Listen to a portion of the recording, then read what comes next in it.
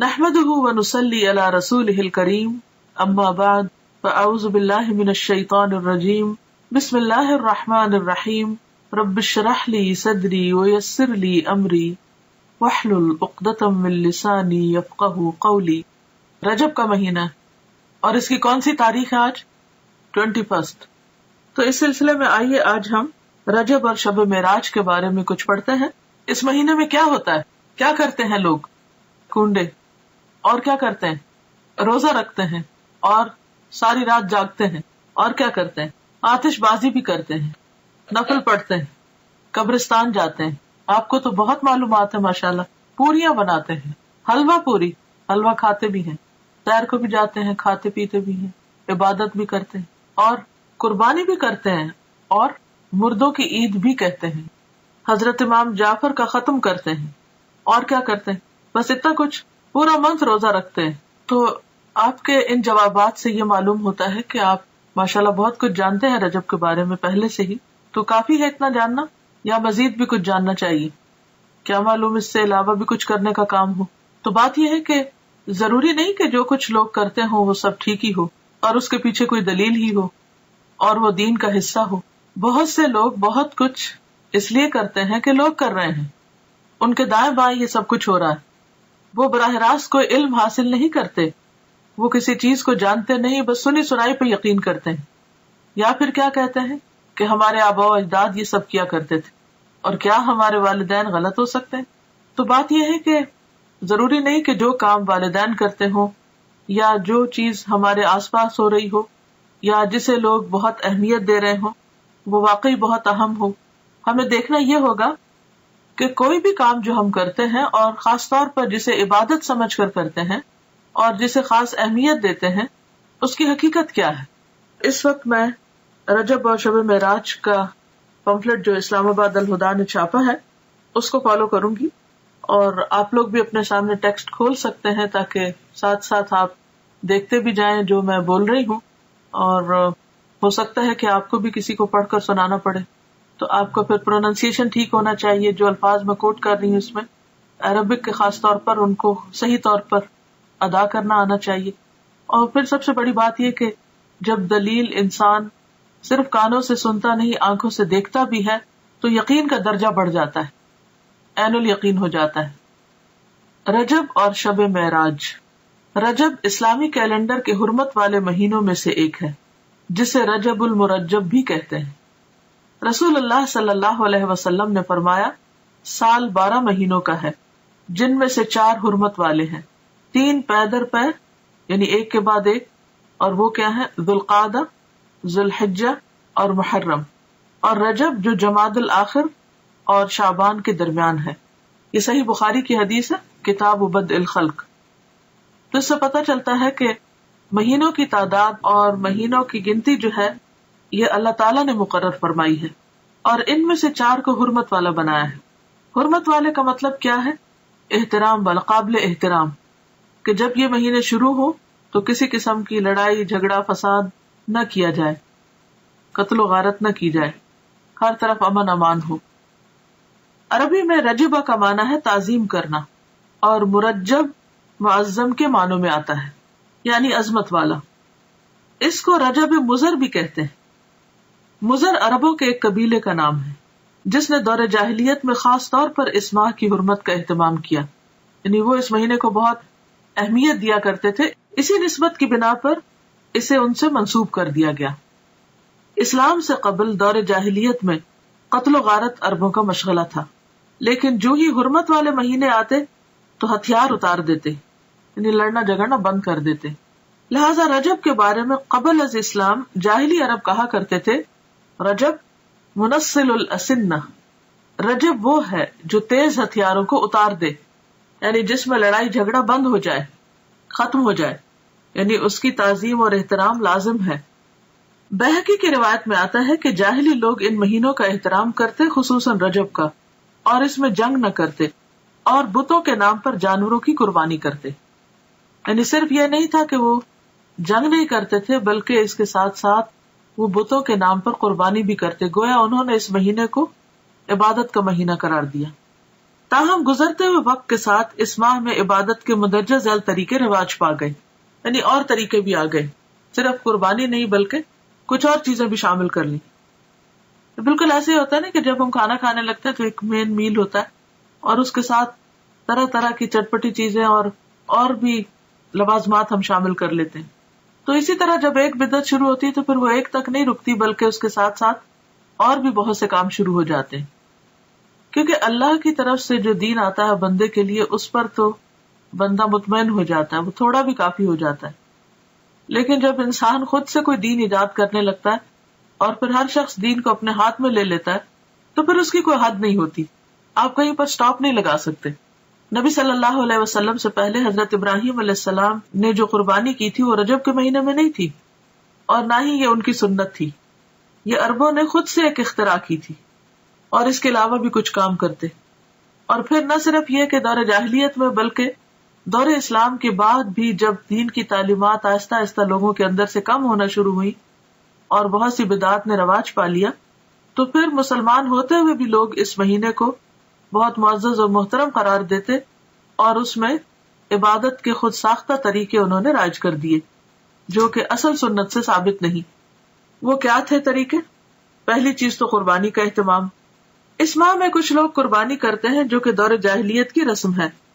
جاہلی عرب العتیرہ کے نام پر اس مہینے میں بکری کی قربانی کیا کرتے تھے، یعنی اونٹ نہیں، بھیڑ نہیں، گائے نہیں بلکہ بکری، اور ذبح کی گئی بکری کی کھال کسی درخت پر ڈال دیتے تھے. اسے رجبیتن رجب والی قربانی کہا جاتا، یعنی جس بکری کی کھال درخت پہ لٹکی ہوتی تو اس سے لوگوں کو کیا پتا چلتا کہ یہ رجب والی قربانی ہے، یعنی مزید اہتمام کر لیا. ایک تھے کہ قربانی کی، پھر یہ کہ قربانی بکری کی، پھر یہ کہ اس کی کھال درخت پر. اب ان باتوں کا دین سے کیا تعلق ہے؟ یہ تو انسانوں کو مشکل میں ڈالنے والی بات ہے. بخاری اور مسلم کی روایت میں ابو ہریرہ رضی اللہ عنہ رسول اللہ صلی اللہ علیہ وسلم سے روایت کرتے ہیں، لا فرع ولا عتیرہ، فرع اور عتیرہ کچھ نہیں. اونٹنی کا پہلا بچہ جو بتوں کے نام پر ذبح کیا جاتا فرع کہلاتا. یعنی عربوں میں صرف عتیرہ نہیں تھی، فرع بھی تھا، اور اس کے علاوہ بھی بحیرہ اور صائبہ اور حام اور وسیلہ جن کا تذکرہ آپ قرآن مجید میں پڑھتے ہیں. یہ مختلف طریقے تھے ان کے ہاں بتوں کے نام پر قربان کرنے کے، اور ان سب جاہلی عربوں کے خود ساختہ طریقے تھے. یہ ان کی اپنی اختراعات اور بدعات تھی جو انہوں نے دین کے نام پر، ثواب کے نام پر اور مختلف فائدوں کے خاطر ایجاد کر لیے تھے. یہ ابراہیم علیہ السلام کی سنت نہ تھے. خصوصی نماز کا اہتمام. بعض لوگ اس ماہ میں خصوصی نماز صلاۃ الرغائب پڑھتے ہیں. رجب کے پہلے جمعہ کی رات کو 12 رکعات 6 سلام سے پڑھی جاتی، جس میں سورت اخلاص کے بعد ہر رکعت میں 3 مرتبہ سورت القدر پڑھی جاتی ہے. یہ بدعت 4 صدی میں شروع ہوئی جس کی کوئی اصلیت نہیں. امام ابن تیمیہ لکھتے ہیں کہ تمام علماء نے اجماع کے ساتھ اس نماز کو موضوع یعنی من گھڑت قرار دیا ہے، یعنی اس کی کوئی اصل نہیں ہے دین میں. دین تو مکمل ہو چکا ہے. نبی صلی اللہ علیہ وسلم ہر روز تہجد کی نماز پڑھا کرتے تھے اور اس میں کبھی بھی یہ نہیں ملتا کہ آپ نے کوئی مخصوص سورت ہی پڑھی ہو اور پھر اس میں یہ کہ ہر رکعت میں وہ سورت 3 بار پڑھی ہو. جیسے یہاں پر انہوں نے سورت اخلاص اور اس کے بعد ہر رکعت میں 3 مرتبہ سورت القدر پڑھنے کا لکھا ہے، اور کئی لوگ بڑی پابندی کے ساتھ اس کو پڑھتے بھی ہیں. اور پھر اس کے ساتھ بہت سی من گھڑت قسم کی فضیلتیں اور فائدے بھی منسوب کر دیے گئے ہیں. تو اسلام میں اس کی کوئی حقیقت نہیں، نہ قرآن میں اس نماز کا ذکر ہے، نہ نبی صلی اللہ علیہ وسلم نے اس نماز کی تاکید کی ہے یا تلقین، اور نہ ہی اس کا وجود ہے کسی بھی حدیث یا فقہ کی کتاب میں. یہ سراسر لوگوں نے خود گھڑ لی. عبادت کا صرف وہی طریقہ پسندیدہ ہے، عبادت وہی قابل قبول ہے جو اللہ اور اس کے رسول کی اتھارٹی کے ساتھ ہو، ان کے حکم کے مطابق ہو. خود سے عبادت کے طریقے ایجاد کرنا اللہ کی اتھارٹی میں یا اللہ کے حکم میں دخل دینا، اور یہ انتہائی غلط چیز ہے کہ جس کام کے لیے ہم انٹائٹلڈ ہی نہیں، جو ہمارا کام ہی نہیں، اس میں انٹرفیئرنس کیسی؟ عبادت کے طریقے بتانا صرف معبود کا کام ہے، عابد کا کام نہیں. عابد بندہ غلام تو صرف پیروی کرے گا، اطاعت اور فرما برداری کرے گا، وہ خود سے وہ قانون نہیں بنائے گا. تو اس چیز کی کسی کو بھی اجازت نہیں. تو ہم سب کو اس کے بارے میں بے حد محتاط رہنا چاہیے. اور دین کے نام پر، عبادت کے نام پر، ثواب کی خاطر کیا جانے والا کوئی بھی کام جب بھی ہم شروع کریں تو ضرور یہ سوچیں کہ کیا اس کی کوئی دلیل قرآن میں ہے، کیا یہ سنت رسول صلی اللہ علیہ وسلم سے ثابت ہے، کیا یہ اجر جو بتایا جا رہا ہے واقعی حقیقی معنوں میں اس کا کچھ وجود ہے یا صرف ایک جھوٹ گھڑ لیا گیا ہے. اس طرح کی چیزیں دین میں شامل کرنا اور پھر ان کی پابندی کرنا اور ایک خاص رات میں یا خاص دن میں یا خاص طریقے پر، یہ سب چیزیں دین میں دخل اندازی ہے اور یہ ناپسندیدہ ہے. آپ سوچئے کہ اگر آپ مثلاً کہیں پر کوئی قانون بنا رہے ہیں یا پالیسیز بنا رہے ہیں یا کسی بھی قسم کا کوئی ڈسپلن قائم کر رہے ہیں، اور ایک وہ شخص جس کا اس سے کوئی تعلق نہیں معاملے سے، وہ بیچ میں آ کر اپنی ایک کلاس ڈال دے، اپنی طرف سے کوئی چیز لوگوں کو اس کی پابندی کروانا شروع کر دے، تو یہ جرم ہوگا. ایک یہ دوسرے کی ٹیریٹری میں مداخلت ہوگی کہ آپ کو جس کام پہ اپوائنٹ نہیں کیا گیا. یا پھر یہ کہ مثلاً اگر کسی کو کسی خاص قانون کی پابندی کروانے کے لیے کہا گیا اور وہ اس قانون کے ساتھ کچھ اور قانون اپنی طرف سے بھی شامل کر دے جس کی اس کو اجازت نہ ہو، اس کے پاس کوئی اتھارٹی نہ ہو، کوئی سند نہ ہو، تو یہ طریقہ انتہائی معیوب ہے. تو دین کے معاملے میں بھی ہمیں نہایت سمجھداری سے کام لینا چاہیے اور دین کو بس اتنا ہی رکھنا چاہیے کہ جتنا وہ ہے یا جتنا ہمیں دے دیا گیا ہے. اگر ہم کچھ چیزیں اپنی طرف سے شامل کریں گے تو ایسا کرنا دین کو بوجھل بنانا ہوگا، مشکل بنانا ہوگا اور لوگوں کے لیے زندگی کو دوبر کرنے کے مترادف ہوگا. اور یہ انتہائی ناپسندیدہ بات ہے، کیونکہ ہمارے لیے اتنا ہی دین کافی ہے جتنا ہمیں اللہ اور اس کے رسول صلی اللہ علیہ وسلم نے دے دیا. اس کی پابندی بھی ہم پہ بڑی بھاری ہوتی ہے. کہاں یہ کہ ہم ایکسٹرا چیزیں شروع کر دیں. پھر عمرہ کا اہتمام، لوگ اس ماہ میں خصوصی طور پر عمرہ کا اہتمام بھی کرتے ہیں، جبکہ قرآن اور حدیث سے اس بات کا کوئی ثبوت نہیں ملتا کہ آپ صلی اللہ علیہ وسلم نے اس ماہ میں عمرہ ادا کیا ہو. بلکہ حضرت عائشہ رضی اللہ تعالی عنہا نے ایک موقع پر اس کی تردید بھی کی ہے. عروہ بن زبیر سے روایت ہے کہ میں نے عائشہ رضی اللہ تعالی عنہا سے اس کے بارے میں پوچھا تو فرمایا، ما اعتمر رسول اللہ صلی اللہ علیہ وسلم فی رجب قط. صحیح بخاری. رسول اللہ صلی اللہ علیہ وسلم نے رجب میں کبھی بھی عمرہ ادا نہ فرمایا. تو اس لیے اگر کوئی ویسے اپنے عمرہ ٹرپ پہ جا رہا ہے تو ضرور جائے، نیکی کا کام ہے، لیکن خاص طور پر رجب کے مہینے کو مخصوص کرنا اور پھر سال بھر انتظار کرنا کہ رجب آئے گا تو ہم پھر عمرہ کرنے جائیں گے، یہ غلط بات ہوگی. یا یہ سوچ کر کہ یہ نبی صلی اللہ علیہ وسلم کی سنت کی پیروی ہے تو یہ بھی غلط ہوگا. یعنی رجب میں عمرہ کرنا منع نہیں، لیکن یہ سوچ کے کرنا کہ اس میں اجر زیادہ ہے یا یہ نبی صلی اللہ علیہ وسلم کا طریقہ ہے تو یہ بات غلط ہوگی، ناپسندیدہ ہوگی. تو اس سے بچنا چاہیے. پھر وہ عمرہ نہیں رہے گا، بدعت کا ایک کام ہو جائے گا جس پر انسان کی پوچھ ہو سکتی ہے. کیونکہ حدیث میں صاف طور پر آتا ہے نا کہ کل محدثۃ بدعہ، ہر نئی ایجاد کی ہوئی چیز بدعت ہوتی ہے. وکل بدعۃ ضلالہ، اور ہر بدعت گمراہی ہے. وکل ضلالۃ فی النار، اور ہر گمراہی آگ کی طرف لے جاتی ہے. یعنی جس چیز کو اللہ نے ہمارے لیے مقرر نہیں کیا اور جس پر کوئی ثواب نہیں بتایا، اس پر کسی انسان کو یہ حق نہیں کہ وہ لوگوں کو ثواب بتا کر اس پر پابند کرے. پھر روزوں کا اہتمام، بعض لوگ اس ماہ میں خصوصی روزوں کا اہتمام کرتے ہیں. صحیح روایات سے پتہ چلتا ہے کہ آپ نے کبھی مسلسل 3 ماہ رجب، شعبان اور رمضان روزے نہ رکھے اور نہ اس کی تاکید کی. شعبان اور رمضان کا تو ملتا لیکن رجب کو آپ نے ساتھ نہیں ملایا.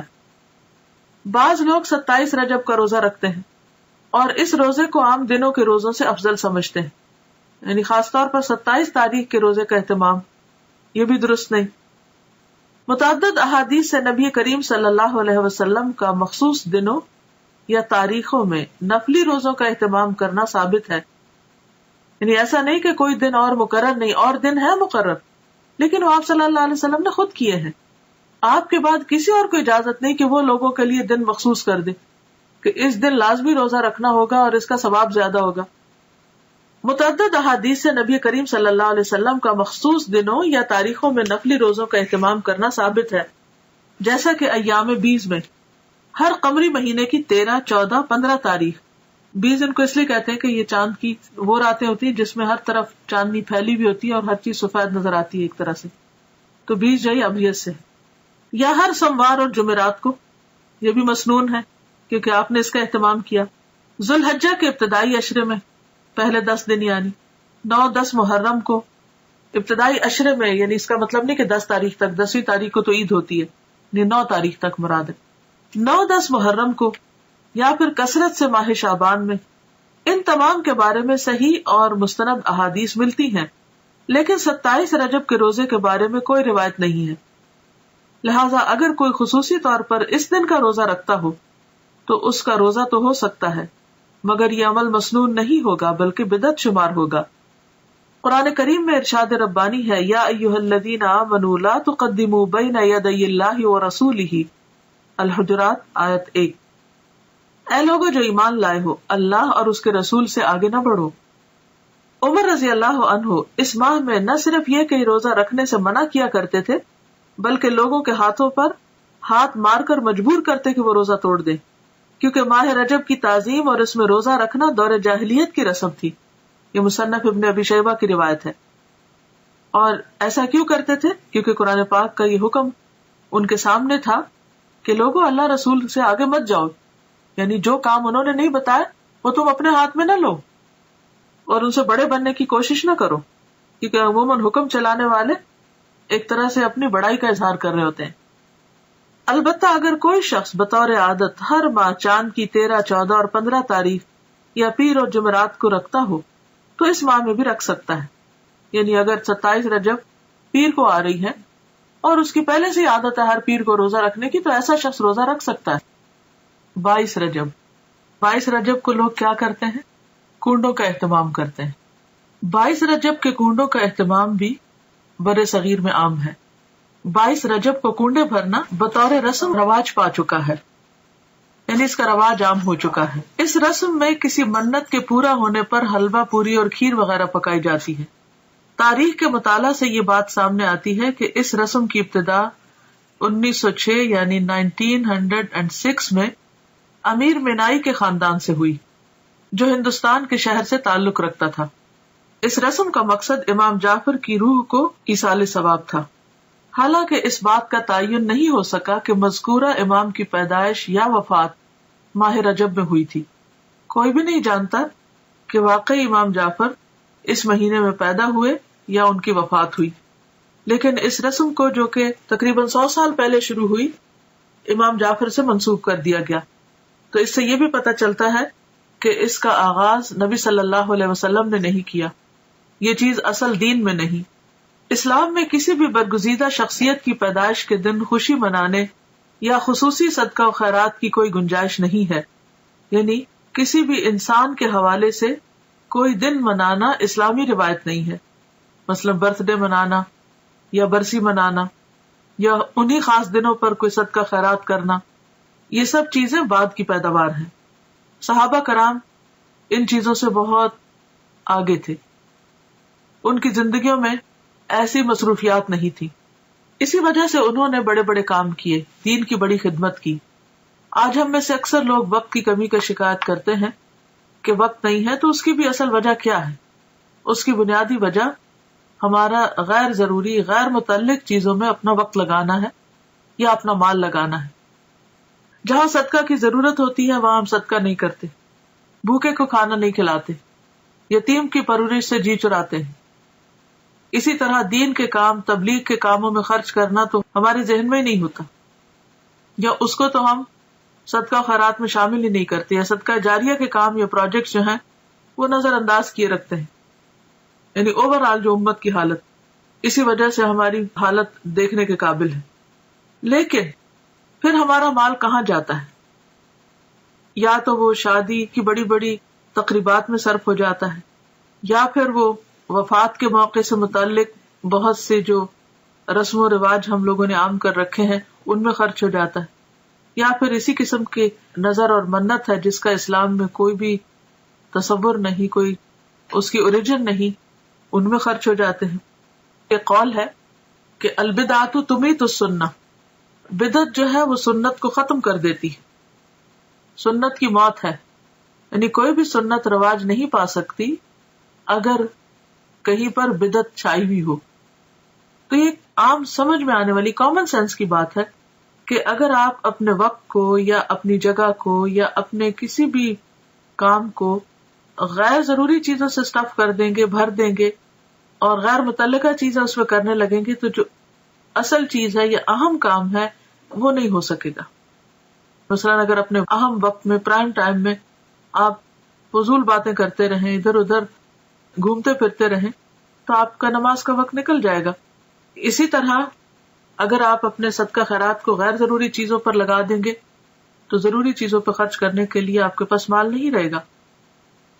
اسی طرح اگر آپ کی دلچسپیاں صرف انٹرٹینمنٹ میں لگ گئی تو آپ کے پاس وقت نہیں رہے گا کہ آپ کوئی سنجیدہ کام کر سکیں. تو بات یہ ہے کہ اسلام میں کسی بھی برگزیدہ شخصیت کی پیدائش کے دن خوشی منانے یا خصوصی صدقہ خیرات کی کوئی گنجائش نہیں ہے. علاوہ ازیں کنڈوں کا نہ قرآن و سنت میں ذکر ہے، نہ ہی صحابہ کرام، تابعین یا تبع تابعین کے زمانے میں اس کا کوئی ثبوت ملتا ہے. یعنی ان لوگوں کے ہاں اس کا کوئی کانسیپٹ ہے ہی نہیں. تو جو چیز قرآن و سنت سے ثابت نہیں، اس کے کرنے پر کوئی اجر و ثواب بھی نہیں. اور اگر ہم بعد میں کوئی ایسی چیز ایجاد کرتے ہیں اور اجر و ثواب کی نیت سے کرتے ہیں تو وہ بدعت میں شمار ہوگا، اس کے فائدے کی بجائے گناہ ہوگا. لہٰذا ایسی چیزوں سے بچنا ضروری ہے. اصل دین کیا ہے؟ ہمارے ذہن میں واضح ہونا چاہیے کہ اصل دین کیا ہے. اصل دین وہ ہے جو اللہ تعالیٰ نے محمد صلی اللہ علیہ وسلم کے ذریعے ہم تک پہنچایا. یعنی دین اللہ کی اطاعت و فرما برداری، اس کے احکامات کے آگے سر تسلیم خم کرنے اور محمد صلی اللہ علیہ وسلم کی سنت پر عمل کرنے کا نام ہے. ارشاد ربانی ہے، الیوم اکملت لکم دینکم واتممت علیکم نعمتی ورضیت لکم الاسلام دینا. المائدہ 3. آج میں نے تمہارے لیے تمہارا دین مکمل کر دیا اور تم پر اپنی نعمت تمام کر دی اور تمہارے لیے دین اسلام کو پسند کر لیا. لہذا کوئی بھی ایسا کام جو آپ صلی اللہ علیہ وسلم نے نہ کیا اور نہ ہی اس کا حکم دیا، اسے دین کا حصہ سمجھتے ہوئے ادا کرنا اور پھر اس پر اجر و ثواب کی توقع رکھنا بدعت ہے. نبی کریم صلی اللہ علیہ وسلم کا ارشاد ہے، کل محدثۃ بدعہ وکل بدعۃ ضلالہ وکل ضلالۃ فی النار. بے شک ہر نئی بات بدعت ہے اور ہر بدعت گمراہی ہے اور ہر گمراہی آگ میں لے جانے والی ہے. بدعتی کے بارے میں رسول اللہ صلی اللہ علیہ وسلم کا ارشاد مبارک ہے کہ اللہ تعالیٰ بدعتی کی توبہ قبول نہیں کرتا جب تک کہ وہ بدعت ترک نہیں کرتا. یہ صحیح حدیث ہے ترغیب و ترہیب کی. یعنی ایسے شخص کی توبہ بھی قبول نہیں ہوتی جو ان چیزوں کو چھوڑتا نہیں جو دین کے نام پر اس نے خود ایجاد کر لی یا نبی صلی اللہ علیہ وسلم کے بعد اگر کسی نے ایجاد کی اور وہ ان کی پیروی اور پابندی کر رہا ہے. آپ صلی اللہ علیہ وسلم نے فرمایا، میں اپنے حوض پر تم سے پہلے موجود ہوں گا اور تم میں سے کچھ لوگ میرے سامنے لائے جائیں گے، پھر انہیں میرے سامنے سے ہٹا دیا جائے گا تو میں کہوں گا کہ اے میرے رب، یہ میرے ساتھی ہیں. لیکن مجھ سے کہا جائے گا کہ آپ نہیں جانتے انہوں نے آپ کے بعد کیا کیا نئی چیزیں ایجاد کر لی تھی. یہ صحیح بخاری کی روایت ہے. تو اس سے آپ اندازہ لگائیں کہ اگر کوئی شخص دین میں نئے طریقے ایجاد کرتا ہے اور ان کی پابندی کرتا ہے اور ان کو فرض کے درجے پر لے آتا ہے تو قیامت کے دن ایسے شخص کو نبی صلی اللہ علیہ وسلم کے حوض سے پانی نصیب نہ ہوگا اور آپ اس شخص سے خفا ہوں گے کیونکہ اس نے دین کو اپنے ہاتھ میں لے لیا. لہٰذا ایسے تمام طریقوں اور کاموں سے بچنے کی ضرورت ہے جو دین کے نام پر آپ کے بعد ایجاد کر لیے گئے ہوں، کیونکہ آپ صلی اللہ علیہ وسلم نے فرمایا، من احدث فی امرنا ھذا ما لیس منہ فہو رد. صحیح بخاری. جس نے ہمارے اس دین میں کوئی ایسی چیز ایجاد کی جو اس میں سے نہ ہو تو وہ مردود ہے، یعنی ریجیکٹڈ ہے، قابل قبول نہیں. اسی طرح یہ ہے کہ بعض لوگ 27 رجب کی شب کو عبادت کا اہتمام کرتے ہیں، تو اس کے بارے میں دین کا حکم کیا ہے؟ دیگر بدعات کے علاوہ 27 رجب کو رات جاگ کر عبادت کرنے اور دن کو روزہ رکھنے کو بھی بہت اہمیت دی جاتی ہے اور اس کی نسبت واقعہ معراج سے کی جاتی ہے. حالانکہ نبی کریم صلی اللہ علیہ وسلم نے اپنی حیات مبارکہ میں واقعہ معراج کے بعد اس رات کسی خصوصی عبادت کا نہ تو اہتمام کیا اور نہ ہی نبی کریم صلی اللہ علیہ وسلم کا کوئی قول یا عمل 27 رجب کی شب خصوصی عبادت کے بارے میں ہے. یعنی یہ سب کچھ سیلف کریٹڈ ہے. نہ تو آپ نے ایسی کوئی عبادت کی اس رات، نہ صحابہ نے روزہ رکھا، اور نہ ہی آپ نے کوئی ایسا حکم دیا. آپ کے جانثار صحابہ کرام یا ازواج مطہرات میں سے بھی کسی نے اس کا اہتمام نہیں کیا. لہٰذا ایسے تمام طریقوں اور کاموں سے بچنے کی ضرورت ہے جو دین کے نام پر نبی کریم صلی اللہ علیہ وسلم کے بعد ایجاد کر لیے گئے ہوں. یعنی اپنی طرف سے کسی چیز کی پابندی نہ اپنے اوپر اس طرح فرض کے درجے میں کرنی چاہیے اور نہ ہی کسی اور کو اس کا پابند کرنا چاہیے. واقعہ معراج کے ظہور کی حقیقت اپنی جگہ مسلم ہے. یہ واقعہ تو پیش آیا ہے، مگر یہ بھی ایک حقیقت ہے کہ اس کے رونما ہونے کی تاریخ کے بارے میں کم و بیش 36 مختلف اقوال ملتے ہیں. 36 ڈفرنٹ ورژنز ہیں. بعض کے مطابق یہ واقعہ ربیع الاول میں ہوا، بعض نے رمضان، بعض نے ہجرت سے چند سال بعد اور بعض نے چند ماہ قبل کہا. اس کی حتمی تاریخ کسی صحیح حدیث سے یقینی طور پر ثابت نہیں کہ واقعی یہ 27 رجب کو ہی ہوا ہوگا. تاہم یہ بات تسلیم شدہ ہے کہ نبی کریم صلی اللہ علیہ وسلم کو مکی زندگی کے آخری حصے میں یہ خاص مشاہدہ کرایا گیا جس میں ہمارے لیے سیکھنے اور عمل کرنے کے بہت سے پہلو ہیں. قرآن پاک میں اللہ تعالیٰ نے فرمایا ہے، سبحان الذی اسری بعبدہ لیلا من المسجد الحرام الی المسجد الاقصی الذی بارکنا حولہ لنریہ من آیاتنا انہ هو السمیع البصیر. سورۃ بنی اسرائیل آیت نمبر 1. پاک ہے وہ ذات جو اپنے بندے کو ایک رات میں مسجد الحرام سے مسجد اقصی تک لے گیا جس کے آس پاس ہم نے برکت رکھی ہے. یعنی اس علاقے میں اللہ نے برکتیں نازل کی ہیں تاکہ ہم اسے اپنی بعض نشانیاں دکھائیں. یقیناً وہ خوب سننے والا اور خوب دیکھنے والا ہے. اس آیت میں جس واقعے کی طرف اشارہ ہے وہ اسراء کے نام سے مشہور ہے. اسراء کے لفظی معنی ہے رات کو سفر کرنا، رات کو چلنا. یہ وہی سفر ہے جس میں نبی کریم صلی اللہ علیہ وسلم کو جسم اور روح سمیت مسجد الحرام یعنی مکہ سے مسجد اقصی فلسطین تک معجزاتی طور پر لے جایا گیا، یعنی براق پر. فرشتوں کی ہم نشینی کا یہ سفر اس زمانے کے حالات، اسباب سفر اور فاصلے کی طوالت کی وجہ سے انسانی عقل اور سمجھ سے بالاتر ہے. یعنی انسان نہیں سمجھ سکتا کہ ایک رات میں آپ اتنی تیزی سے وہ سفر کیسے کیے اور کس طرح آپ واپس بھی آ گئے. لیکن جیسا کہ اس آیت میں واضح کیا گیا ہے کہ پاک ہے وہ ذات یعنی اللہ جو اپنے بندے کو لے گیا. یعنی اللہ تعالیٰ کے لیے کچھ بھی مشکل نہیں. جن چیزوں کو ہم ناممکن سمجھتے ہیں وہ اللہ کے ہاں ناممکن نہیں. تو جس ذات میں کمال قدرت ہو وہ سب کچھ کر سکتا ہے. اس حیرت انگیز اور ایمان افروز سفر کی تفاصیل بخاری اور مسلم سمیت احادیث کی دیگر کتب میں موجود ہیں. تو اب ہم اس کے بارے میں پڑھیں گے کہ یہ واقعہ کیسے رونما ہوا. بعض روایات کے مطابق 27 رجب کی شب کو نبی صلی اللہ علیہ وسلم معراج پر تشریف لے گئے. اگرچہ اس کے بارے میں اختلاف ہے لیکن پھر بھی عام طور پر غالب گمان یہی ہے کہ آپ اسی شب کو تشریف لے گئے تھے. تو آئیے تھوڑا سا اس بارے میں دیکھ لیتے ہیں کہ آپ نے اللہ سبحانہ وتعالیٰ کی کون کون سی نشانیاں دیکھی، کیا کیا چیزیں مشاہدہ فرمائیں اور ان میں ہمارے لیے کیا سبق ہے. آغاز سفر اور شق صدر. شق کہتے ہیں پھاڑنے کو اور صدر کہتے ہیں سینے کو، اور شق صدر کا معنی ہے سینے کو کھولنا. اس کی تفصیل آگے ملے گی، ابھی اتنا ہی کافی. انس بن مالک رضی اللہ عنہ سے مروی ہے کہ معراج کی رات جب بیت اللہ سے نبی کریم صلی اللہ علیہ وسلم کو لے جایا گیا تو وحی آنے سے قبل آپ کے پاس 3 فرشتے آئے. اس وقت آپ مسجد الحرام میں سو رہے تھے. ان میں سے ایک نے پوچھا وہ کون ہے، یعنی آپ کی طرف اشارہ کر کے. دوسرے نے جواب دیا وہ ان میں سب سے بہتر ہیں. تیسرے نے کہا ان میں جو سب سے بہتر ہے انہیں لے لو. اس رات اتنا ہی واقعہ پیش آیا اور نبی صلی اللہ علیہ وسلم نے اس کے بعد انہیں نہیں دیکھا یہاں تک کہ وہ دوسری رات آئے جبکہ آپ کا دل دیکھ رہا تھا اور آپ کی آنکھیں سو رہی تھی. لیکن دل نہیں سو رہا تھا. تمام انبیاء کی نیند ایسی ہی ہوتی ہے.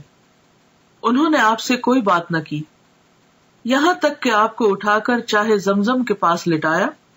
چاہ کہتے کنویں کو، یعنی زمزم کے کنویں کے پاس. یہاں جبریل علیہ السلام نے اپنا کام سنبھالا اور سینہ مبارک گردن تک خود اپنے ہاتھ سے چاک کیا. چاک کیا یعنی کاٹا، اور سینہ اور پیٹ کی تمام چیزیں نکال کر انہیں اپنے ہاتھ سے زمزم کے پانی سے دھویا.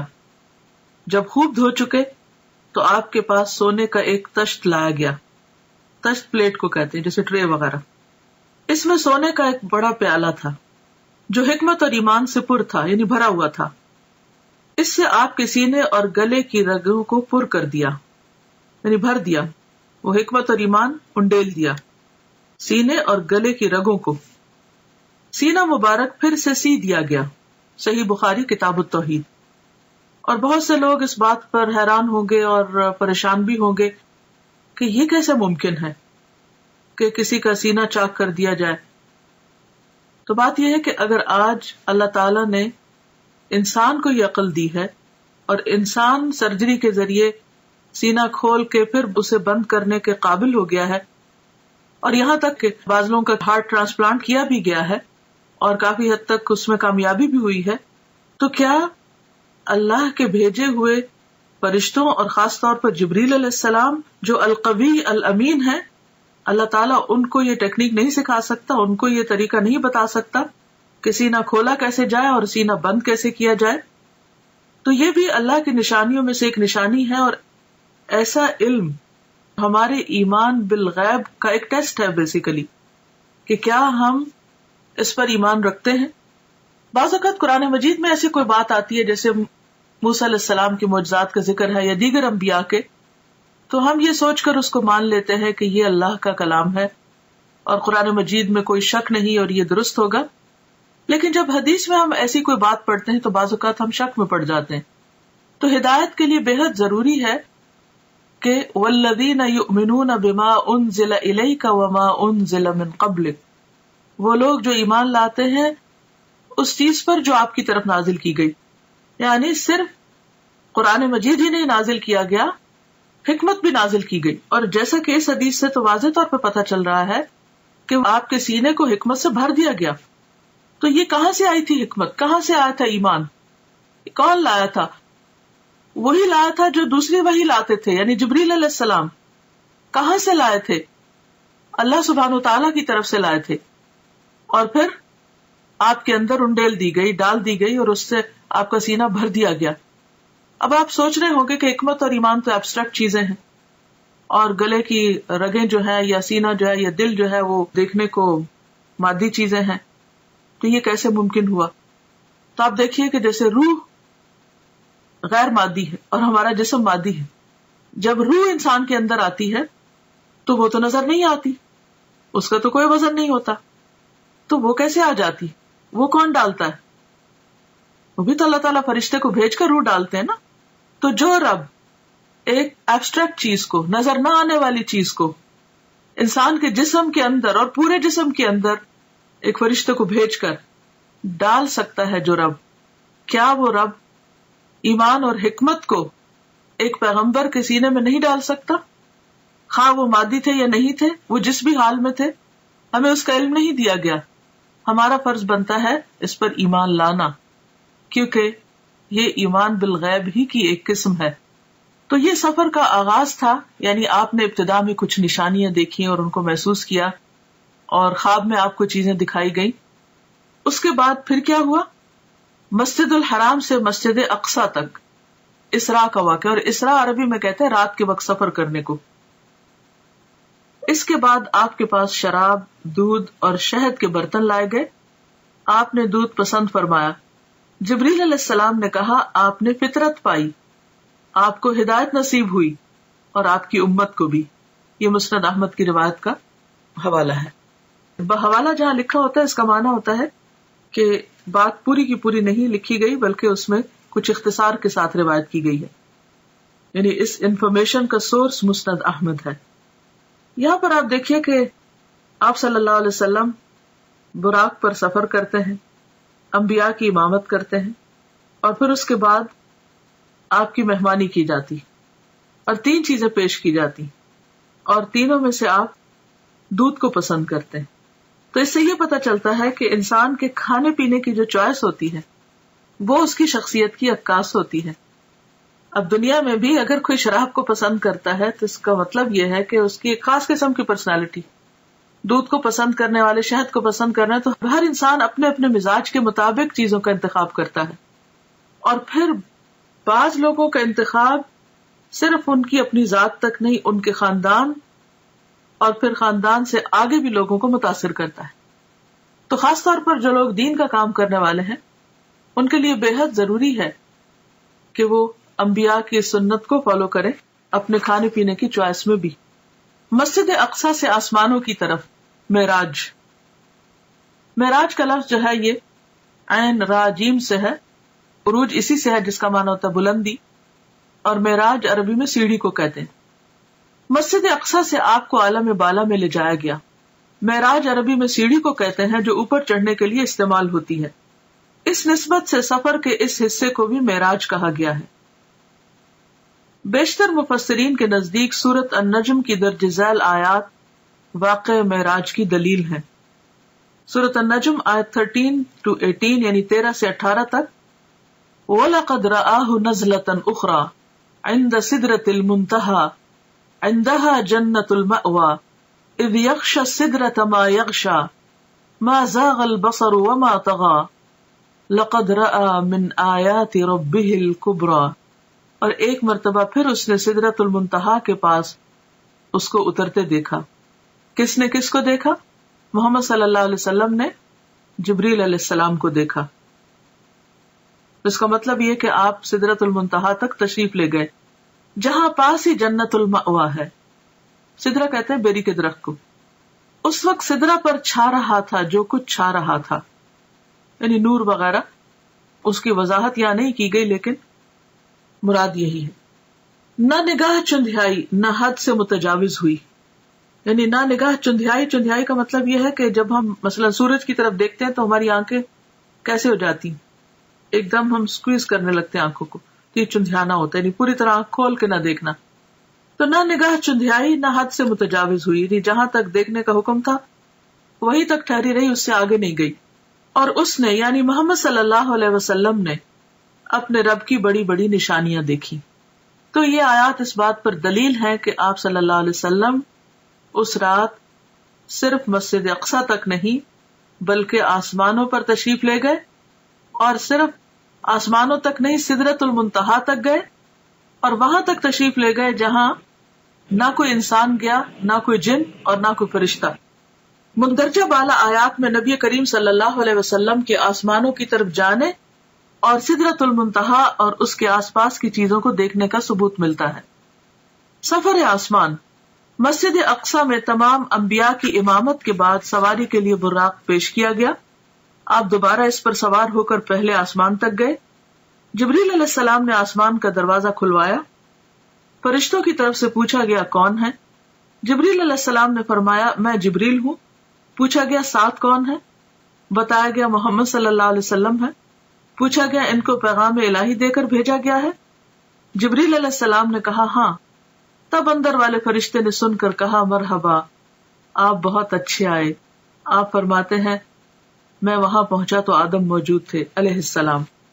اس سے کیا بات پتہ چلتی کہ کسی کے گھر میں داخل ہونے سے پہلے، کسی کے خاص علاقے میں داخل ہونے سے پہلے دروازہ کھٹکھٹانا، اپنا نام بتانا، اجازت ملنا اور پھر داخل ہونا، یہ ہے صحیح طریقہ. اور اس وقت آپ دیکھیے کہ آسمان کے جو فرشتے ہیں وہ صرف یہ سن کر نہیں دروازہ کھول دیتے کہ جبریل موجود ہے، حالانکہ جبریل علیہ السلام کی قدردانی آسمانوں میں بھی اور زمین پر بھی. اس کے باوجود جب وہ کہتے ہیں میں جبریل ہوں تو وہ یہ نہیں کہتے دھڑ سے دروازہ کھول دینے، پوچھتے ہیں کہ ساتھ کون ہے. اور ساتھ کون ہے؟ سب انسانوں میں سے عظیم چنے ہوئے انسان. بتایا گیا محمد صلی اللہ علیہ وسلم. اب اتنا کہنے پر بھی دروازہ نہیں کھلتا. پوچھتے ہیں کہ کیا ان کو پیغام الہی دے کر بھیجا گیا؟ کیا اللہ تعالیٰ نے بلایا ہے؟ جبریل نے کہا ہاں. تب فرشتے سن کر کہا مرحبا. اس سے یہ پتہ چلتا ہے کہ فرشتے کس قدر امانت دار ہیں، کس قدر ڈیوٹیفل ہیں. ان کو جو کہا گیا ہے وہی کرتے ہیں. یفعلون ما یؤمرون. اچھا ہمارا حال کیا ہوتا ہے کہ ہم فوراً ایکسائٹمنٹ میں اپنی حدود سے آگے بڑھ جاتے ہیں. اچھا فلاں، بس فلاں کے لیے تو کوئی قید ہی نہیں، کوئی حد ہی نہیں اور کوئی ریسٹرکشن ہی نہیں. دنیا میں آپ دیکھیے کہ جو وی آئی پیز عام طور پر ہوتے ہیں یا مخصوص قسم کے لوگ ہوتے ہیں، بعض اوقات ان کے لیے کوئی قانون نہیں ہوتا اور سمجھتے ہیں کہ وہ ہر قانون سے بالا ہے اور وہ جہاں سے چاہے داخل ہو جائے اور جو چاہے کرے، اور اگر کسی کو روکا جائے تو وہ اس کو انا کا مسئلہ بھی بنا لیتا ہے کہ میری بے عزتی کی گئی ہے. لیکن یہاں پر آپ دیکھیے کہ جبریل علیہ السلام بھی اس قانون کی پابندی کرتے ہیں اور بہت آرام کے ساتھ جواب دیتے ہیں، اور پھر جتنا سوال پوچھا جاتا ہے اتنا ہی جواب دیتے ہیں، اور پھر نبی صلی اللہ علیہ وسلم کا تعارف کراتے ہیں، اور اس کے بعد دروازہ کھلتا ہے. جب دروازہ کھلتا ہے تو آپ صلی اللہ علیہ وسلم آدم علیہ السلام کو دیکھتے ہیں. جبریل نے کہا کہ یہ آپ کے باپ آدم ہیں. اس سے پتہ چلتا ہے کہ گائیڈڈ ٹور تھا اور جبریل علیہ السلام ساتھ ساتھ تعارف کرا رہے تھے. تو ہمارے سیکھنے کی بات یہ بھی ہے کہ ہمارے پاس اگر کوئی گیسٹ آئے یا ہم اس کو کوئی ٹور دلوا رہے ہوں تو اس کی رہنمائی بھی کرنی چاہیے کہ وہ کس سے مل رہا ہے، کہاں جا رہا ہے. کیونکہ ہم ازیوم کر لیتے ہیں کہ خود ہی ٹھیک ہے، یا کثر نفسی سے کام لیتے ہیں کہ اچھا اب یہ کیا بتانا، تو یہ جب پوچھیں گے تو ہم بتا دیں گے، اگر نہیں پوچھے تو نہ صحیح. اس میں ضروری حد تک معلومات دی جا رہی ہیں اور ساتھ یہ بھی بتایا جا رہا ہے کہ انہیں سلام کیجیے. حالانکہ نبی صلی اللہ علیہ وسلم سے بڑھ کر سلام کرنے والا کون تھا؟ تو نبی صلی اللہ علیہ وسلم فرماتے کہ میں نے انہیں سلام کیا تو آپ نے جواب دیا، یعنی آدم علیہ السلام نے، مرحبا فرزند صالح، نبی صالح، اور آپ کی نبوت کا اقرار کیا. یہ صحیح بخاری کی روایت ہے کتاب التوحید. حالانکہ عمر میں حضور صلی اللہ علیہ وسلم بعد میں آئے، یعنی آپ کے بچوں میں سے، تو بعض اوقات ہم بچوں سے ایکسپیکٹ کرتے ہیں کہ وہ ہمارا ادب کرے اور وہ ہمیں زیادہ اپریشیٹ کرے، لیکن آدم علیہ السلام خود آگے بڑھ کر مرحبا کہتے ہیں اور بہت محبت بھرے کلمات کہتے ہیں، فرزند صالح، نبی صالح، اور پھر آپ کی نبوت کو بھی مانتے ہیں. اس سے ایک بہت اچھی بات پتہ چلتی ہے کہ اگر بچے کبھی والدین سے زیادہ ترقی کر جائیں، مرتبے اور مقام میں، اسٹیٹس میں آگے بڑھ جائیں، تو اس صورت میں اس اسٹیٹس کو اکنالج کرنا، اولاد کو اپریشیٹ کرنا، ان کو ان کا مقام دینا، یہ بھی پیغمبرانہ اخلاق میں سے ہے. اور اس میں آپ دیکھیں کہ وہ انہیں صالح کہہ کے پکارتے یعنی نیک. یہ کوئی خوشامد نہیں تھی یا کوئی جھوٹی تعریف نہیں تھی. اگر کسی کے اندر کوئی خوبی ہے تو اس خوبی کا ذکر کر دینا اخلاص کے ساتھ، اچھے آسن انداز میں، دوسرے کو اچھے لقب سے پکارنا، یہ بھی ایک بہترین اخلاق ہے. بعض اوقات جب کوئی چھوٹا ہوتا ہے نا عمر میں ہم سے، تو خواہ مرتبے میں بڑا بھی ہو تو ہم صرف نام لے لے کے پکارتے ہیں، یہ ظاہر کرنے کے لیے کہ ہم عمر میں بڑے ہیں یا ہم کسی بھی اعتبار سے بڑے ہیں، اور یہ تو چھوٹا ہے، اگر اس کے اندر کوئی خوبی ہے بھی تو بھی اس کو اکنالج نہیں کرتے. مثلاً بعض اوقات ایسا ہوتا ہے کہ آپ کا کوئی شاگرد بہت ترقی کر جاتا ہے، علم حاصل کر کے بڑے مرتبے پہ پہنچ جاتا ہے، تو اب آپ اس کو یہ نہ سوچیں کہ چونکہ یہ میرا شاگرد ہے اس لیے زندگی بھر یہ میرے سے کم ہی رہے گا. نہیں، وہ آپ سے زیادہ بھی آگے جا سکتا ہے. تو ایسی صورت میں اس کے علم کو، اس کے تقویٰ کو یا کسی بھی چیز کو اکنالج کرنا جو ہے یہ بھی ضروری ہوتا ہے. ایک اور روایت ہے کہ آپ نے آسمان دنیا میں ایک بزرگ شخص کو بیٹھے دیکھا جس کے دائیں اور بائیں صرف کچھ صورتیں نظر آئیں. دائیں طرف دیکھتے تو وہ بزرگ ہنستے اور بائیں طرف دیکھتے تو روتے. میں نے جبریل سے پوچھا یہ کون ہے؟ تو جواب دیا گیا آدم ہے. یہ دوسری روایت میں آتا ہے. یہ دائیں جانب والی اور بائیں جانب والی صورتیں ان کی اولاد ہیں. دائیں طرف رائٹ ہینڈ والے جنتی ہیں اور بائیں طرف والے دوزخی ہیں، اس لیے ایک طرف دیکھ کر ہنستے ہیں اور دوسری طرف دیکھ کر روتے ہیں. یہ صحیح بخاری کی روایت ہے. اور پچھلی روایت اور اس میں کوئی کنٹراڈکشن نہیں ہے. پچھلی روایت جو ہے وہ مختصر ہے، جس میں آدم علیہ السلام کو دیکھتے ہیں تو آپ جبریل سلام کرنے کو کہتے ہیں. تو اس میں یہ ہے کہ شاید نبی صلی اللہ علیہ وسلم دور سے دیکھتے ہیں اور آدم علیہ السلام کے عمل کو دیکھ کر تھوڑے حیران ہوتے ہیں، تو جبریل علیہ السلام انہیں بتا دیتے ہیں اور جب وہاں پہنچتے ہیں تو پھر سلام کرنے کے لیے کہتے ہیں. نبی کریم صلی اللہ علیہ وسلم فرماتے ہیں جبریل مجھے لے کر آگے بڑھے اور دوسرے آسمان تک پہنچے، پھر اسی طرح سوال و جواب ہوئے. وہاں مجھے عیسیٰ اور یحییٰ علیہ السلام ملے جو باہم خالہ زاد بھائی بھی ہیں. جبریل علیہ السلام نے کہا یہ یحییٰ اور عیسیٰ علیہ السلام ہیں، انہیں سلام کیجیے. میں نے سلام کیا، دونوں نے جواب دیا. پھر کہا مرحبا برادر صالح اور نبی صالح، اور آپ کی نبوت کا اقرار کیا. پھر اسی طرح ان سے کچھ باتیں ہوئیں. صحیح بخاری کی روایت ہے، جس سے پتہ چلتا ہے کہ جس آسمان پہ بھی آپ جا رہے تھے وہاں سلام دعا ہو رہی تھی. اور یہی ہم مسلمانوں کا بھی شعار اور طریقہ ہونا چاہیے کہ جس سے بھی ملے تو پہلی چیز سلام دعا. اس کے بعد مجھے لے کر تیسرے آسمان کی طرف چڑھے اور دروازہ کھلوایا. پوچھا گیا کون؟ جبریل نے کہا میں ہوں. پوچھا گیا تمہارے ساتھ کون ہے؟ انہوں نے کہا محمد صلی اللہ علیہ وسلم. پوچھا گیا ان کے پاس پیغام الہی دے کر بھیجا گیا ہے؟ جبریل علیہ السلام نے کہا ہاں. فرشتوں نے یہ سن کر کہا مرحبا آپ بہت اچھے آئے. دروازہ کھولا گیا، وہاں پہنچے تو دیکھا کہ وہاں یوسف علیہ السلام موجود ہیں. جبریل علیہ السلام نے کہا یہ یوسف علیہ السلام ہے، سلام کہیے. میں نے سلام کیا، انہوں نے جواب دیا. انہوں نے کہا مرحبا برادر صالح اور نبی صالح، اور آپ کی نبوت کا اقرار کیا. ایک اور روایت میں ہے کہ آپ صلی اللہ علیہ وسلم نے فرمایا میں نے یوسف علیہ السلام کو دیکھا، اللہ نے حسن کا آدھا حصہ ان کو دیا تھا. صحیح مسلم کتاب الایمان. اس کے بعد جبریل علیہ السلام مجھے لے کر آگے بڑھے. چوتھے آسمان پر اسی طرح سوال و جواب ہوئے. ادریس علیہ السلام وہاں موجود تھے، سلام دعا ہوئی. انہوں نے بھی اسی طرح برادر صالح اور نبی صالح کہہ کر مرحبا کہا اور آپ کی نبوت کا اقرار کیا. برادر بھائی کو کہتے ہیں فارسی میں. اس کے بعد جبریل علیہ السلام پانچویں آسمان تک آگے بڑھے. وہاں بھی اسی طرح سلام دعا ہوئی. ہارون علیہ السلام وہاں موجود تھے. انہوں نے بھی نبی صالح برادر صالح کہہ کر مرحبا کہا اور آپ کی نبوت کا اقرار کیا. اس کے بعد آگے چھٹے آسمان تک چڑھے، دروازہ کھلوایا گیا اور اسی طرح سوال و جواب اور مرحبا کہا اور آپ کی نبوت کا اقرار کیا. یہاں پر موسیٰ علیہ السلام تھے. آپ انہیں چھوڑ کر آگے بڑھے تو وہ رونے لگے. پوچھا آپ کے رونے کی کیا وجہ ہے؟ انہوں نے کہا میں اس لیے روتا ہوں کہ یہ نوجوان پیغمبر نبی صلی اللہ علیہ وسلم میرے بعد مبعوث ہوئے. ان کی امت کے لوگ میری امت کے لوگوں سے زیادہ تعداد میں جنت میں جائیں گے. یعنی انہیں اپنی امت کا فکر تھا اور وہ ان کے غم میں ایک طرح سے رو رہے تھے. یہ نہیں کہ انہیں نبی صلی اللہ علیہ وسلم کو زیادہ خیر ملنے پر حسد کا شکار ہو کر رونا دھونا شروع کر دیا. اور اس سے یہ بھی پتہ چلتا ہے کہ جب انسان کسی کے اندر کوئی خوبی اور بھلائی دیکھتا ہے تو اس وقت وہ تمنا کرتا ہے کہ اس کے پاس بھی خوبی اور بھلائی ہو. لیکن یہاں آپ دیکھیں کہ موسیٰ علیہ السلام اپنی ذات نہیں اپنی امت کی فکر کر رہے ہیں، اور یہ امت کی خیرخواہی اور لوگوں کی خیرخواہی جو ہے یہ انبیاء کی سرشت میں ہوتی ہے. اس کے بعد ساتویں آسمان پر پہنچے اور دروازہ کھلوایا. پوچھا گیا کون؟ میں نے کہا جبریل ہوں. پوچھا گیا تمہارے ساتھ کون ہے؟ انہوں نے کہا محمد صلی اللہ علیہ وسلم ہے. پوچھا گیا ان کے پاس پیغام الہی دے کر بھیجا گیا؟ اس سے پتہ چلتا ہے کہ ہر آسمان کے فرشتے نے ایسا ہی کیا. جبریل علیہ السلام نے کہا ہاں. فرشتوں نے یہ سن کر کہا مرحبا آپ بہت اچھے آئے. جب میں وہاں پہنچا تو ابراہیم علیہ السلام کو موجود پایا. جبریل علیہ السلام نے کہا یہ آپ کے جد امجد ابراہیم علیہ السلام ہیں، انہیں سلام کہیے. میں نے انہیں سلام کیا.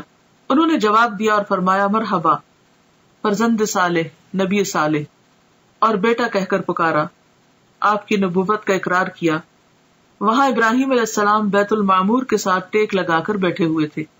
یعنی گویا دنیا میں جو ان کا خاص بہترین عمل تھا اس کی جزا کے طور پر اللہ تعالیٰ نے ان کو وہاں بھی گھر عطا کیا. سیدنا ابن عباس سے مروی ہے کہ آپ ایک ایسے مقام پر پہنچے جہاں پر جبریل علیہ السلام نے آپ کا ساتھ چھوڑ دیا. تو اس پر آپ نے فرمایا ایسے مقام پر کوئی دوست اپنے دوست کو نہیں چھوڑتا، آپ میرا ساتھ کیوں چھوڑ رہے ہیں؟ جبریل علیہ السلام نے فرمایا اگر میں اس مقام سے آگے بڑھوں تو نور سے جل جاؤں گا. سنن بہقی کی روایت ہے. اس کے بعد آپ کو سدرۃ المنتہا تک لے جایا گیا. اس کے بیر حجر کے مٹکوں کے برابر اور اس کے پتے ہاتھی کے کان کی طرح تھے. یعنی پتے بہت بڑے بڑے تھے اور بیر بھی بہت بڑے بڑے. اس پر سونے کے پتنگے چھا گئے اور اللہ کے حکم سے جو کچھ چھانا تھا چھا گیا. یہ حجر کے مٹکے جو ہے یہ علاقے کا نام ہے اور وہاں کے برتن شاید مشہور ہیں. یا خاص سائز کے ہیں تو اس لیے ان سے تشبیہ دی گئی. اور اللہ کے حکم سے جو کچھ چھانا تھا چھا گیا. اس سے وہ سدرہ بیری کا درخت تبدیل ہو کر اتنا خوبصورت ہو گیا کہ اللہ کی کوئی مخلوق اس کا حسن بیان کرنے کی تاب نہیں رکھتی. آج بھی آپ دیکھیں کہ بعض لوگ درختوں کے آس پاس یا نیچے لائٹس لگا کر رکھتے ہیں. دن کے وقت تو درختوں کا اپنا ایک حسن ہوتا ہے, سورج کی روشنی میں بہت خوبصورت چمکتے ہوئے نظر آتے ہیں, لیکن رات کے وقت بعض اوقات درختوں کے اوپر لائٹیں لگائی ہوئی ہوتی ہیں یا بعض اوقات ان کے تنے کے بالکل نیچے زمین پر اس اینگل سے لائٹس لگائی جاتی ہیں کہ درختوں کا حسن دوبالا ہو. تو رات کے وقت بھی اگر آپ ان درختوں کو دیکھیں روشنی میں تو ان کا حسن اور طرح کا ہوتا ہے. تو یہاں پر یہ ہے کہ وہ جو بیری کا درخت تھا اس پر بھی خاص قسم کا نور اور روشنی اسے بے حد خوبصورت بنا رہی تھی. اس وقت اللہ تعالیٰ نے اپنے بندے کو وحی فرمائی اور آپ پر اور آپ کی امت پر 50 وقت کی نمازیں فرض کی. واپس آتے ہوئے موسیٰ علیہ السلام سے آپ کی ملاقات ہوئی تو دریافت کیا کہ آپ کو کیا حکم ملا. آپ نے جواب دیا, ایک دن رات میں مجھ پر اور میری امت پر 50 نمازیں فرض کی گئی. موسیٰ علیہ السلام نے کہا, آپ کی امت ایک دن رات میں 50 نمازیں نہ پڑھ سکے گی. میں بنی اسرائیل کا خوب تجربہ کر چکا ہوں. آپ کمی کی درخواست لے کر اپنے رب کے پاس جائیں. موسیٰ علیہ السلام کے فرمانے پر آپ اللہ کے پاس واپس گئے اور کمی کی درخواست کی. اللہ تعالیٰ نے آپ کی درخواست کو قبول فرما کر 10 نمازوں کی تخفیف فرمائی. اس کے بعد آپ موسیٰ علیہ السلام کے پاس آئے تو انہوں نے پوچھا کیا ہوا. آپ نے کہا کہ 10 نمازوں کی کمی کر دی گئی. یہ سن کر موسیٰ علیہ السلام نے فرمایا, اب پھر واپس جائیے اور تخفیف یعنی کمی کی درخواست کیجیے. آپ واپس گئے اور اللہ تعالیٰ سے تخفیف کی درخواست کی. اللہ تعالیٰ نے اس کے بعد 10 نمازوں کی کمی کر دی. یوں آپ کی موسیٰ علیہ السلام اور اللہ تعالیٰ کے درمیان آمد و رفت جاری رہی, یعنی بیک اینڈ فورتھ آتے جاتے رہے, یہاں تک کہ اللہ تعالیٰ نے 5 نمازیں کر دی.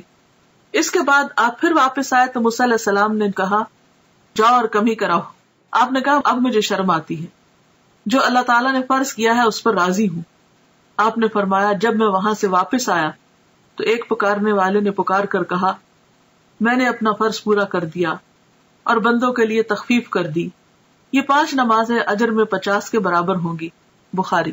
اس سے ایک اور بات یہ بھی پتہ چلتی ہے کہ بعض اوقات کوئی حکم آتا ہے, کوئی پالیسی بنتی ہے یا کوئی ایسا قانون پاس ہوتا ہے جو عوام کے لیے بہت مشکل ہو سکتا ہے, تو جو بھی شخص یا جو بھی انسان یہ سمجھتا ہو کہ یہ لوگوں کے لیے بھاری ہوگا یا مشکل ہو تو وہ ان کے حق میں سفارش کر کے بات کر سکتا ہے. یہاں پر آپ دیکھیے کہ نبی صلی اللہ علیہ وسلم اللہ تعالیٰ کا حکم آنے کے بعد اس میں تخفیف کی درخواست کر رہے ہیں اور موسیٰ علیہ السلام سفارش کر رہے ہیں. تو اس سے ایک تو ہم موسیٰ علیہ السلام کی بہت مرہون منت ہے کہ انہوں نے ہمارا بہت خیال کیا, ورنہ ہم جو 5 نہیں پڑھتے تو 50 کہاں پڑھتے, تو کس قدر مشکل ہوتی. اور پھر دوسری طرف یہ ہے کہ نبی صلی اللہ علیہ وسلم بھی اللہ سبحانہ وتعالیٰ کے پاس جا کر بار بار عرض کرتے ہیں, اور اللہ سبحانہ وتعالیٰ اپنے بندوں پر اس قدر مہربان ہے کہ 5 کرنے کے باوجود اجر 50 ہی کا رکھا. یہ ہے اس کی رحمت. دنیا میں کوئی بادشاہ ایسی عنایت نہیں کر سکتا کہ اگر کسی کو 50 گھنٹے کے لیے ہائر کیا ہے اور وہ 5 گھنٹے کام کرنا چاہے تو اجرت 50 گھنٹے کی دے. اس کے علاوہ چند اور مشاہدات دیگر کتب میں مذکور ہیں. سورۃ البقرہ کی آخری 2 آیات بھی عرش کے خزانے سے عطا کی گئیں, یعنی اسی موقع پر جب نمازوں کا حکم دیا گیا. نہر کوثر اور جنت کا مشاہدہ. سدرۃ المنتہا پر بہت سے عجائبات کا مشاہدہ کرنے کے بعد رسول اللہ صلی اللہ علیہ وسلم نے فرمایا, پھر مجھے جنت میں لے جایا گیا تو میں نے وہاں دیکھا کہ موتیوں کے قبے ہیں اور اس کی مٹی کستوری ہے. کستوری خوشبو کا نام ہے جو ہرن کی ناف سے نکلتی ہے, بہترین قیمتی قسم کی خوشبو ہے. تو یعنی مٹی سے بھی خوشبو آ رہی تھی. مٹی کی دنیا میں بھی خوشبو ہوتی ہے نا, لیکن وہاں کی خوشبو کستوری جیسی تھی. جنت میں آپ نے نہر کوثر کا مشاہدہ فرمایا. حضرت انس سے روایت ہے کہ نبی کریم صلی اللہ علیہ وسلم نے فرمایا, میں ایک نہر پر آیا, اس کے دونوں کنارے موتیوں اور قبوں کے تھے, یعنی چھوٹے چھوٹے جیسے پرلز کے چھوٹے چھوٹے ڈیونز تھے. میں نے پوچھا, جبریل علیہ السلام یہ کیا ہے؟ جبریل علیہ السلام نے کہا, یہ کوثر ہے. صحیح بخاری. یعنی آپ کو وہ نہر جو عطا کی گئی, انا اعطیناک کل کوثر کہہ کر, وہ بھی آپ کو دکھائی گئی. ابراہیم علیہ السلام کو امت محمد صلی اللہ علیہ وسلم کے نام خصوصی پیغام. ابن مسعود بیان کرتے ہیں کہ رسول اللہ صلی اللہ علیہ وسلم نے فرمایا، معراج کی رات میری ملاقات حضرت ابراہیم علیہ السلام سے ہوئی. انہوں نے کہا، اے محمد صلی اللہ علیہ وسلم، اپنی امت کو میری طرف سے سلام کہیے. تو ہم سب کو کیا کہنا چاہیے؟ وعلیکم السلام. اور ان کو بتائیے کہ جنت کی مٹی بڑی عمدہ ہے، اس کا پانی میٹھا ہے، لیکن وہ چٹیل میدان ہے، یعنی اس میں کچھ اگانے کی ضرورت ہے، اور اس کی کاشتکاری سبحان اللہ والحمد للہ ولا الہ الا اللہ واللہ اکبر ہے. اللہ پاک ہے اور تمام تعریف اللہ ہی کے لیے ہے، اس کے سوا کوئی الہ نہیں، اور اللہ سب سے بڑا ہے. جامع الترمذی. تو اس سے کیا پتہ چلتا ہے کہ ہمیں کثرت کے ساتھ اللہ کا ذکر کرتے رہنا چاہیے تاکہ جنت خوب ہری بھری ہو جائے. دنیا میں پودے لگانے کو، خاص طور پر جن لوگوں کو گارڈننگ کا شوق ہوتا ہے، وہ کبھی راضی ہوتا ہی نہیں. ایک کے بعد ایک قسم کا پودا، یہاں بھی جگہ خالی ہے، اس کونے میں یہ لگ جائے، یہاں بڑا درخت لگ جائے، یہاں چھوٹا لگ جائے. تو یہ امیجن کیا کریں دنیا کے، آج کل تو ویسے بھی سمر ہے اور ہر طرف پھل پھول لگے ہوئے ہیں، تو اسے دیکھ کر ہمیشہ جنت کا سوچا کریں کہ کتنی گرینری چاہیے، کیسا باغ چاہیے. پھر آپ دیکھ لیجئے کہ کتنا ذکر کرنا ہے. غیبت کرنے والوں کا انجام بد، یعنی جہاں آپ نے اچھی اچھی چیزیں دیکھی وہاں پر آپ نے جہنم کے کچھ نظارے بھی دیکھے. انس رضی اللہ عنہ سے روایت ہے کہ رسول اللہ صلی اللہ علیہ وسلم نے فرمایا، معراج کے موقع پر میرا گزر ایسے لوگوں کے پاس سے ہوا جن کے ناخن پیتل کے تھے، براس کے. وہ اپنے چہروں اور سینوں کو نوچ رہے تھے. میں نے پوچھا، جبریل علیہ السلام، یہ کون لوگ ہیں؟ جبریل نے کہا، یہ وہ لوگ ہیں جو لوگوں کا گوشت کھایا کرتے تھے اور ان کی غیبت کرتے تھے، یعنی دوسروں کو بدنما کرتے، دوسروں کی عزت پر حملہ کرتے، اور آج ان کی اپنی شکل جو ہے وہ خود بگاڑ رہے ہیں. بے عمل خطباء کا عبرتناک انجام. انس رضی اللہ عنہ سے روایت ہے کہ رسول اللہ صلی اللہ علیہ وسلم نے فرمایا، میں نے معراج کی رات کچھ لوگوں کو دیکھا کہ ان کے منہ آگ کی کینچیوں سے کاٹے جا رہے ہیں. میں نے پوچھا، جبریل، یہ کون لوگ ہیں؟ جبریل نے کہا، یہ آپ کی امت کے وہ خطیب ہیں، سپیکرز ہیں، جو لوگوں کو تو بھلائیوں کا حکم دیتے ہیں اور خود ان پر عمل نہیں کرتے، حالانکہ وہ کتاب بھی پڑھتے ہیں بس وہ نہیں سمجھتے. یہ شرح السنہ کی روایت ہے. یعنی دوسروں کو نصیحت اور خود میاں فضیحت، اوروں کو نیکی کا حکم دینا اور خود اس پر عمل نہ کرنا، یہ بھی ایک بہت سیریس میٹر ہے. جب ہم کسی کو بھی کچھ کہنے جا رہے ہوں تو اپنے آپ کو بھی ضرور ساتھ ساتھ شامل کر لیں. بیان اسراء اور معراج پر اہل مکہ کا رد عمل. اسی رات نبی کریم صلی اللہ علیہ وسلم واپس مکہ تشریف لائے. مولانا ظفر علی خان نے کیا خوب کہا ہے، زنجیر بھی ہلتی رہی، بستر بھی رہا گرم، ایک پل میں سرے عرش گئے آئے محمد صلی اللہ علیہ وسلم. یعنی آپ ایک ہی رات میں آسمان پہ جا کے واپس آ گئے، اور یہ سب کچھ معجزانہ طور پر ہوا، اور یہ بھی اللہ کی قدرت اور اللہ کی عظمت کی دلیل ہے کہ وہ جو چاہے کرے. اگلی صبح آپ نے قوم کو گزشتہ رات کے بارے میں بتایا.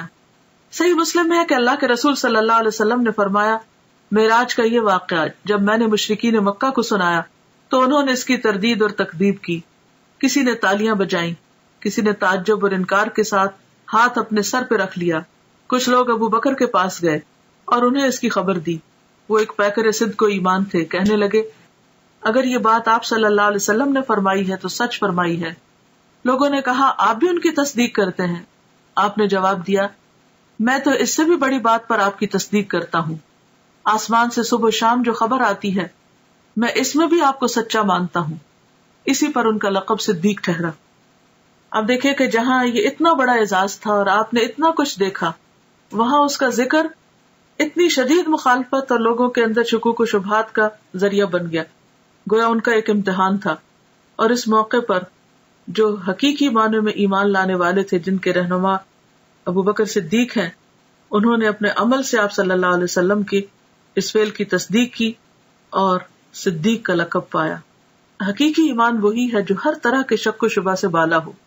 دین کے بارے میں، کسی قرآن کی آیت کے بارے میں یا حدیث کے بارے میں یا پیغمبر صلی اللہ علیہ وسلم کے کسی عمل کے بارے میں کوئی بات اگر آپ کو اپنی عقل سے بالا لگے اور سمجھ نہ آئے تو اس موقع پر فوراً یہ سوچا کریں کہ جس رب نے آسمان بنایا، زمین بنائی، سب کچھ بنا، اس کے لیے کون سا کام مشکل ہے.